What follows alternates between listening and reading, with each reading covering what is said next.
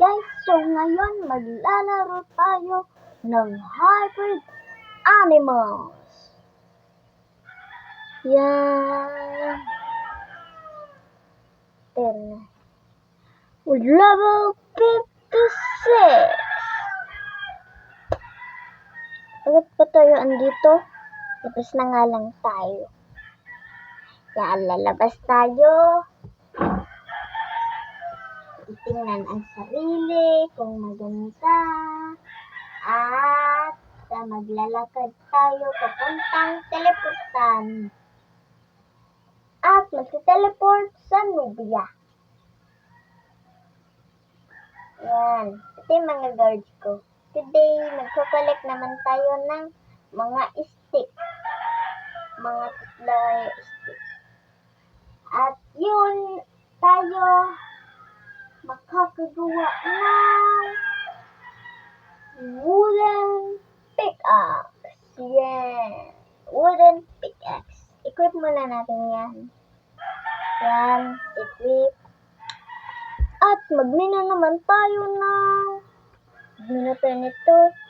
At magmina tayo ng stone. Ore. At pagkatapos natin magmina, kukuha naman tayo ng stick. Kailangan maraming stick para hindi tayo maubusan. Yan. Kailangan talaga. Oh. Yan. Makakagawa na rin tayo ng stone sword. Yay! Happy. That's already done. So, patayin naman muna natin tong kitten gorilla. At, patayin din natin yun. Unahin natin ang attack. At, yung health, wag niya napansinin. Yan, marami. Pero ayos na. Yung malakas ka. Hindi pala ito malakas. Kala ko malakas. Okay. So, ano pa ba gagawin natin? Gagawa tayo ng crafting table, basket, stone shot. Wood slingshot na nga lang. Oh, kulang yung material. Oh my god. Nice.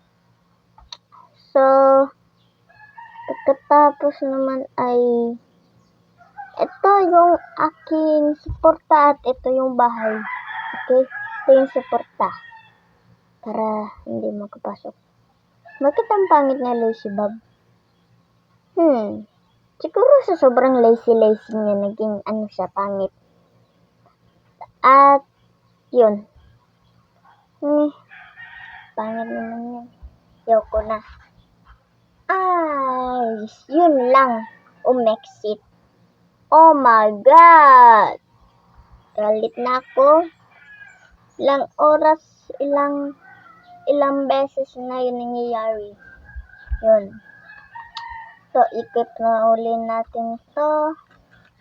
At magmina tayo ng stone.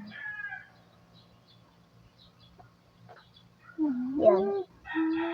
Kuripat naman ng isa lang yung binigay. Dapat malaki ang aking minahin. Para 3. Yeah! Magkakop na tayo ng wood slingshot! Yay! So, naglakad na tayo. At dito na nagtatapos ang video. See you to the next part 2. Huwag niyong kalimutan mag-like and subscribe. Paalam! Ano mas maganda, Grow Castle or Hybrid Animals? Comment down below.